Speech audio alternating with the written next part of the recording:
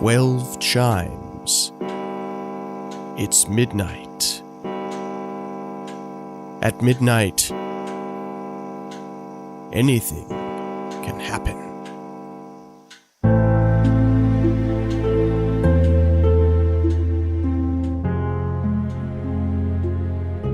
Hello, listeners. We have a shocking story for you tonight. But once again, before we get started, I'd like to give our 12 Chimes friend, James Scully, a minute to tell you about his fascinating podcast, Breaking Walls. March, 1888. You're hearing Sergeant Elias B. Dunn, New York City's chief weatherman. On this blustery Sunday evening, he's come up to the roof of the Equitable Life Assurance Building at 120 Broadway in Lower Manhattan. Is Mr. Dunn upset because he's trying to take the temperature during the midst of an unexpected March blizzard? Is he upset because his telegraph poles are down, because his carrier pigeons are grounded, and because communication with New York has been cut off from the rest of the world? No. He's clearly upset because he was born well over 100 years too soon to subscribe to Breaking Walls, a podcast on the history of American radio. Luckily, you're hearing this in 2018, and you can subscribe to Breaking Walls everywhere you get your podcasts, or go to thewallbreakers.com to find out why Elias B. Dunn plays such a huge role in the birth of radio.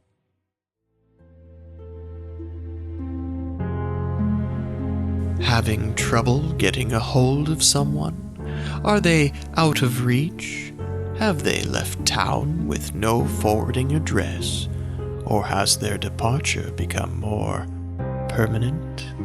Join us now for a bizarre tale of science, murder, and voices from beyond the grave in the play The Call of the Dead.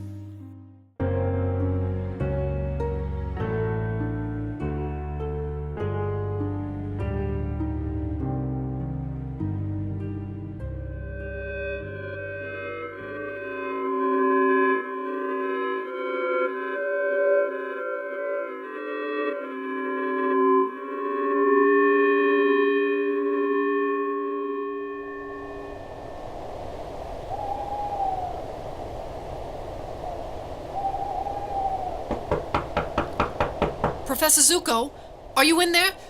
Please, if I could speak with you for just a moment. Go away. Zucco will talk to no one. Please, Professor. My name's Jinx Bennett. I'm a reporter with the Sentinel. I've driven all the way from town to talk to you about your experiments. No. Zucco gets no interview. Now go. Listen, Professor, I know you're sore. The press has been giving you a real hard time about these claims you've made that you can speak to the dead. Zucco does not speak with the dead. That is foolishness. Mystic mumbo-jumbo. Zucco is man of science. Really? Then what about your recent paper in the Journal of Scientific Modernity, in which you stated, and I quote, "Recent breakthroughs in electronic communications now allow us to correspond with individuals who have departed from this mortal plane." End quote. Speaking to the departed, Professor, spirits, ghosts... Made possible with science and engineering. Machines that can penetrate the darkness of the unknown. Machines that allow us to cross the threshold of the universe. Machines built by Zucco. And for this, he is mocked, laughed at. Ha! So why not talk to me, Professor? Tell me about these machines of yours. Ha! So you too can make Zucco sound like madmen? Ha! What do you and your newspaper care of science? You are too busy chasing hoodlums and gangsters like the Keogh gang. Ha! Oh, you mean the Keogh gang? Well, that's not my beat. Besides, I'm sure Big Mike Keogh and his mob are long gone after that shootout yesterday at the Rose Jewelry Exchange. No, Professor. I came here to talk to you. Give you a chance to defend yourself. Help the public understand your work. Tell me your story. Show me your experiments. So, you would like a demonstration, yes? You may not be prepared for what Zucco has to show you. You may not like what you see. You may not like it at all, madam. Listen, Professor. I've covered union riots, 4-alarm fires, gangland killings, and prison executions. So let's drop the whole frightened schoolgirl routine and get on with the show, all right? It's as cold as a spinster's heart out here. Such determination. Zucco finds this most intriguing. All right, please enter.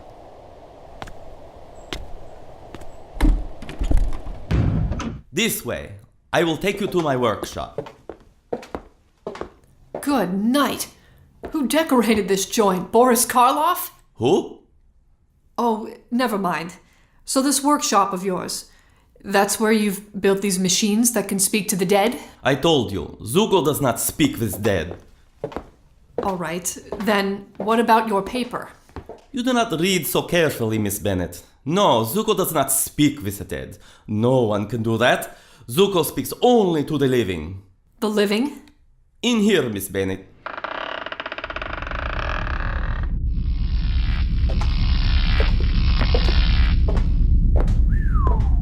Look at all of this. It's quite a setup you have here, Professor. It's like a big-time radio station. You built all of this? Every wire, every vacuum tube. Edison came up with the original concept, but Edison was an idiot. All you see here comes from the mind of Zucco. I see. And over there? On that table? The body? Ah, yes. An unknown individual. How do you say a John Doe? Claimed from the county morgue. All quite legal, I assure you, Miss Bennett. All in the name of science. Would you like to speak to him? Yes? Speak? With the corpse? Of course not. The body you see on table is empty shell, a vessel for our true cosmic essence. His cosmic what? Essence, the pure elemental core of all life. Tell me, Miss Bennett, what is human soul? Well, I suppose it's what's inside each of us. Our true nature? Nature, yes, very good. The nature of ourselves and the nature of the universe. At the core of our very existence there resides a form of cosmic energy, created from the same primal elements that form the stars and the planets, the universe itself.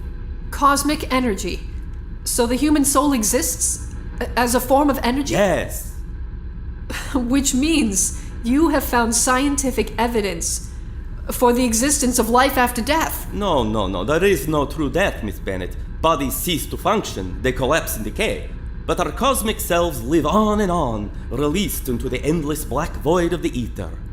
And all these gadgets you've built allow us to locate and communicate with all these cosmic entities. This is like a radio station. A radio station that picks up transmissions from heaven. Heaven. If you must use Sunday school superstitions to help you understand, then yes, by all means, call it heaven. Now, shall we proceed? All right. Go ahead, Professor. We use the body as a reference to pinpoint the origin of the energy. Watch as I move these dials. This one identifies radioactive residue still resonating from the cadaver, while the other searches for similar energy signals floating through the cosmos. Just like tuning into a station. Yes, very astute, Miss Bennett. Now, these arrows here, see how they begin to line up as knob turns? Once I have identified the signal, I turn these dials to establish transmission. Now we magnify, increase power to boost the signal. Hey there, can you spare a nickel? Professor, is that... The man on the table, in his true primal form. All that he was continues to be. Can he hear us? You are the reporter. Find out for yourself. Step up to this microphone. Ask him a question. Hello? Can you hear me? Hey, lady. You got a nickel? For a cup of coffee. Oh, it's cold out here. Who are you? Oh, just a guy. Oh, how about that nickel, huh? I sure love a cup of coffee. I hadn't had me a cup in a long time. Oh, real long time. Where are you? Can you describe it to me? Oh, I don't know. Kansas City, Wichita. Oh, it's dark. Every town looks the same in the dark. Oh, I'm just trying to get to California. You ever been to California? No.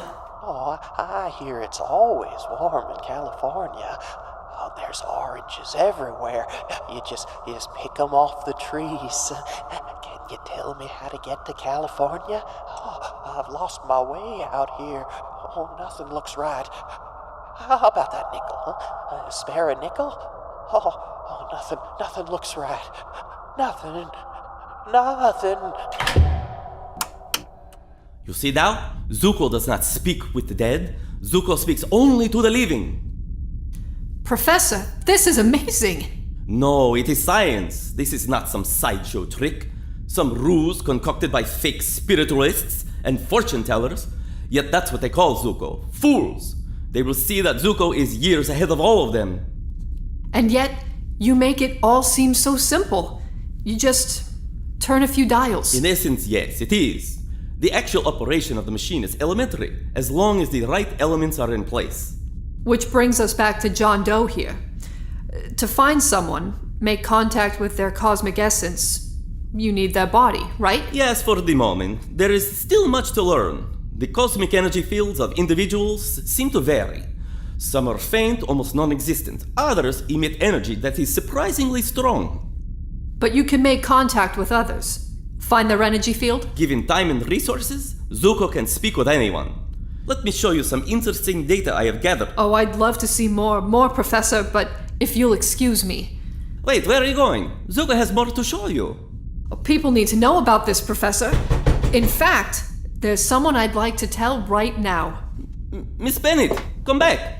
Before you write your story, we must discuss certain rules that Who is that? Oh, friends of mine. They came with me, and they're dying to meet you. Friends? No. I refuse to speak to anyone but you at this time, Miss Bennett. The door, no. Do not open it. Come on in, boys. Hiya, Jinx.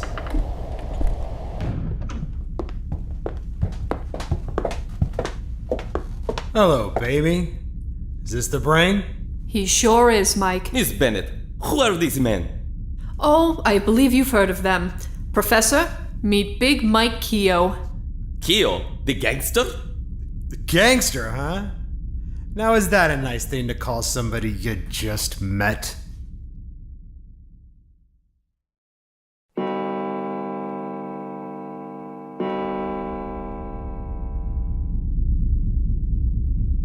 Will you get a load of all this stuff? Yeah, ain't it something, Mike? It sure is. You must have a hell of an electric bill here, huh, Brain? You do not wish to trifle with Zucco. Leave now while you can, hoodlum. Hey, shut up, you. No one talks to Mike that way. Forget it, Corky. This guy's asking for it, Mike. Just give me 2 minutes with this cream puff. I said forget it. Go get Frankie. But Mike, Frankie ain't... Why do I gotta repeat myself all of a sudden? You develop a hearing problem or something? No, it's just... Then shut up and get Frankie. I want to have a little chat with the brain. Whatever you say, Mike. So what is it you want of Zucco? You wish to rob him? Steal his invention? Professor, you're too much. You know that? Mike's not here to rob you. And why should Zucco believe anything you have to say? You, who have lied to Zucco from the very beginning. Settle down, Brain. You don't think much of me, do you? I'm just a thief. Some 2-bit stick-up artist with a mask and a sap like Corky waiting in a dark alley. Is that it? The stench of the gutter clings to your body, criminal. You stand here smiling at Zucco in your fine clothes and the fancy tonic in your hair. But no matter what you say, no matter what you do, you cannot remove that stench from your body. You know, if you want to play this the hard way, I'm happy to oblige you. Just listen to Mike for a moment, Professor, please. Give him a chance. He can help you. Yeah. You should listen to Jinx, Brain. Whatever you think I am, I don't care. But I'm gonna lay it all out for you. I'm just a businessman. Pure and simple. And that's what I want to talk to you about. Business. Business? Ha! What sort of business Zucco needs from likes of you? The kind that brings you money. You've heard of money, right, Brain? You know what it is, what it does. Maybe I can help pay that big electric bill of yours. Maybe I can help pay for a few other things. Interesting. And what do you wish from Zucco in return? Haha, see? You're a smart guy. I think you can figure it out. Okay, Mike. I'm back. And I got Frankie. And who do we have here? Brain, meet my kid brother, the late Francis Keogh. Poor Frankie. Ah, yes, I see now. Poor Frankie. So, you wish to speak with your brother, to make contact with him, yes? Yeah, you catch on real fast, don't you, Brain? Yeah, I want to talk to Frankie one more time about the Rose Jewelry Exchange. What a sweet deal that was. Until the shooting started. Some saps think they're a real tough guy with a gun in their hand. Mike, I keep telling you, the security guard came out of nowhere. And I keep telling you that you don't do anything until I tell you. So, things got hot real fast. We had to make a break for it. Frankie ended up with a take. 50 grand in uncut stones. We shoot our way out of there. Each had our separate ways. Later, we all meet up. Frankie shows up with 3 slugs in him. And no stones. Don't worry, he says to me. I hit him good, he says. I hit him real good, he says. And the little bastard dies on me. Ah, before he can tell you where stones are. Yeah, you don't miss a trick, do you, Brain? Yeah, so you imagine my predicament. I got a fortune in jewels waiting for me, but the guy who knows where they are, the guy who's hit him, he's dead. I really did read your paper in the Journal of Scientific Modernity, Professor. Sure, it seemed a little screwy, but you seemed on the level, so what the heck. I told Mike all about it, and here we are. So, if Zucco make contact with your poor Frankie, you will, how do you say, cut me in on the deal. You really are a scientist, aren't you? And what if Zucco refuses? I was hoping you'd say that. Shut up, Corky. You'll do it, Zucco. Like I told you before, I'm happy to play this the hard way. I can let Corky have some fun with you. He'll have you singing a new tune real quick. But you know what? You're gonna do this because deep down you want to do it. Because you and me, we got something in common. Ha! And what would that be? We're both guys who've never caught an easy break. The whole world looks down at us, calls us dirt. You and me, we gotta fight for everything we ever wanted. And it still ain't nearly enough. Ain't it, Brain? So what's it gonna be, huh? Remove that body from table. Put Frankie on it.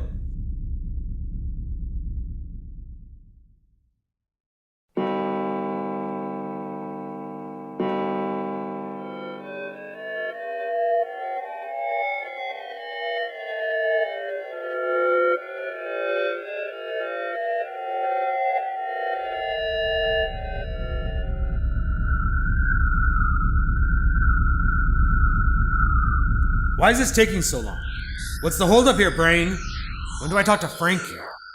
Your brother is one of many lost voices drifting in the universe. It takes time to locate him. You keep saying that. And Zucco will say it again. I will not be rushed. Now leave Zucco alone. Better not be stalling. You hear me? Jinx, I thought you said this whole thing was a cinch. Like turning on a radio. I don't know, Mike. The first time the professor did it, it seemed pretty easy, but he did say that some people are harder to find than others. Something about their cosmic energy. I'll give that guy some cosmic energy. Oh, I tell you, Mike, I don't trust this guy. He's just a sideshow hack trying to scam us. Maybe you're right, Corky. The Brain thinks he's smarter than we are. But maybe we'll teach him a thing or two. Maybe you get ready to lean on him hard. If I give you the signal. Sure thing, Mike. If he tries to pull a fast one, it'll be lights out for the old kook. Ah! Contact! I have contact! You found him? You found Frankie? Quiet! Listen. Ma, where are you, Ma? It's him. Mike, it's Frankie. No, it can't be! I'll be a son of a... The Brain did it. 50 grand. It's almost in my pocket. Here, Mike, step up to this microphone. Right, Professor? Once again, you prove to be ever observant, Miss Bennett. Yes, go to the microphone. Speak to your brother. Ma? Who's out there? Can anybody hear me? Go on, Mike. Talk to him. Hey, kid. Mike? Is that you, Mikey? Yeah, sure. Yeah, you didn't think I'd leave you behind, did you, kid? What's going on, Mike? Where am I? I can hear Ma. She's calling for me. Yeah, that. We'll talk about that later. Right now, I want to hear about what you did with the stones from the Rose job. You did a real good job keeping them from the cops, kid. I want to go home. Yeah, sure, kid. But first, how about those stones, huh? Where'd you hide them? It's so dark, Mike. So dark. I gotta get out of this place. Help me. Settle down. I'll get you out of here. But first, you need to tell me where you hid those stones. Help me, Mike. Help me. Mike, where are you? Tell me where you hid those stones, kid. Tell me. I can't see you. I can't see anything. Talk! Where are those stones, you little punk? Mike, please, help me. Help me.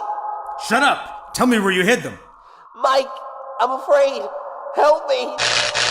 Help me.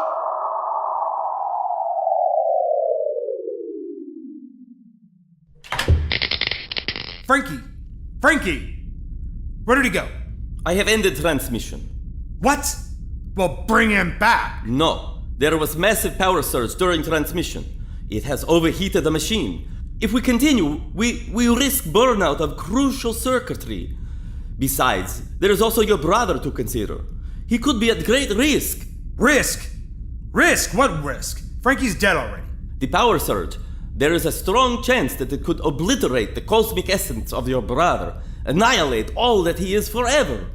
So I should be worried about killing a dead man? Bring him back, Brain. Did you hear your brother's anguish? The pain created by the transmission? This is unforeseen circumstance. Zucco must study the danger, contact poses on cosmic beings before further contact is attempted. Well, gosh, ain't that just too bad?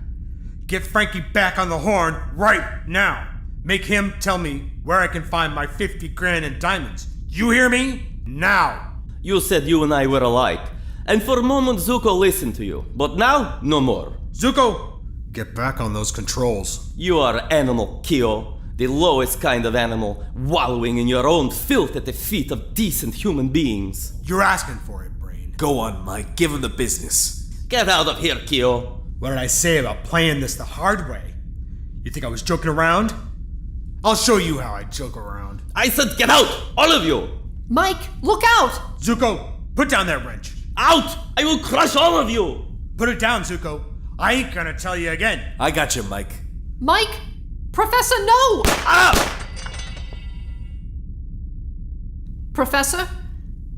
Mike, is he? Dead? Yeah. Corky? He was coming after you, Mike. Give me your gun, Corky. The old kook had gone over the deep end. He was gonna take your head off with that wrench. I had to do it, Mike. The gun, Corky. But... Sure, Mike. Whatever you... Ooh! Whatever you say, Mike. Whatever you say. Well, when I do say, how come you don't listen, huh? Ooh! Who's calling the shots here, huh? Mike, please! I'm sorry! I said who's calling the shots here? You are. Who? You are! Mike, cut it out! It's okay. What? It's all right, Mike. We don't need Zucco.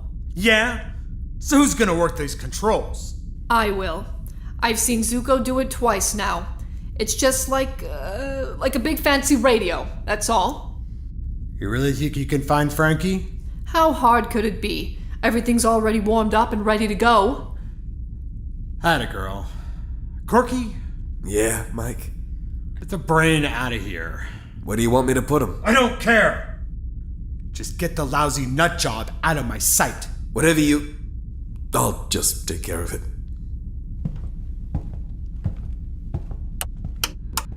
You think you got this, Angel? Sure, it'll be a cinch. Now let's see, what did the professor say? Now, this dial scans for cosmic energy, and this one magnifies the transmission signals. Line up these arrows here. This time, we push Frankie. We don't let up until he tells us where the stones are. I don't care if we blow up every fuse in the joint. Frankie's gonna talk. You gonna save a few of those stones for me? Angel, if you pull this off, you can have anything. That's it. Contact. We've got him, Mike. We've got him. Frankie, can you hear me? Hello. Hello, kid. It's me, it's Mike. Hello. I couldn't find a shovel. Corky, shut up. Keep talking, Mike. Yeah. So I'm here to bring you home, kid. Get you out of that place you're in. How's that sound? Home? Yeah, right, that's it. Home, Frankie. It'll be real nice to have you back. We can talk about old times, like where you hid the diamonds from the Rose job. I'm dying to know what you did with them. How's that sound, kid? Frankie! Corky? So I took the brain out back. I couldn't find a shovel, so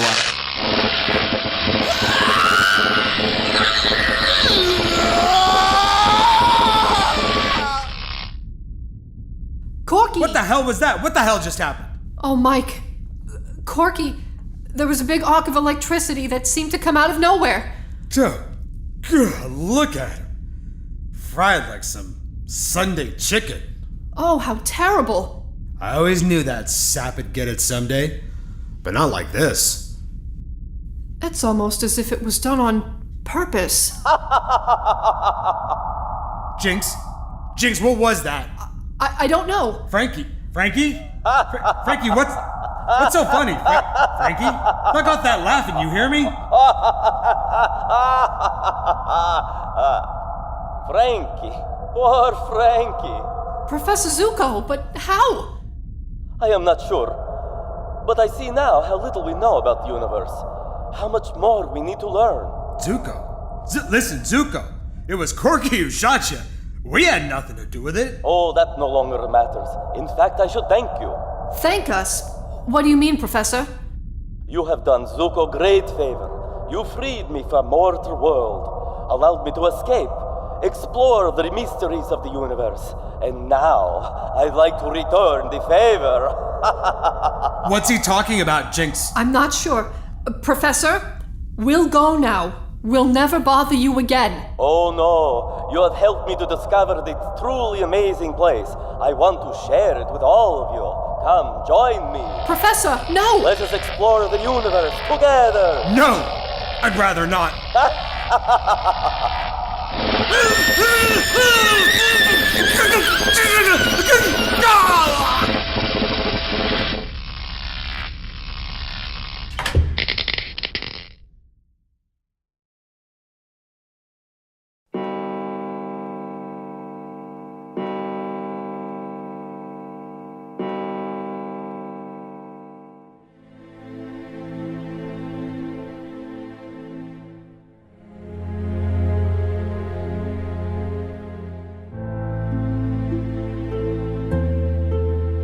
Please join us next time for a spooky story of American expats and their encounter with the most famous ghost of Mexico in the play La Llorona. Tonight's episode was written by Brett Stillo. It was produced by Aimee Pavy.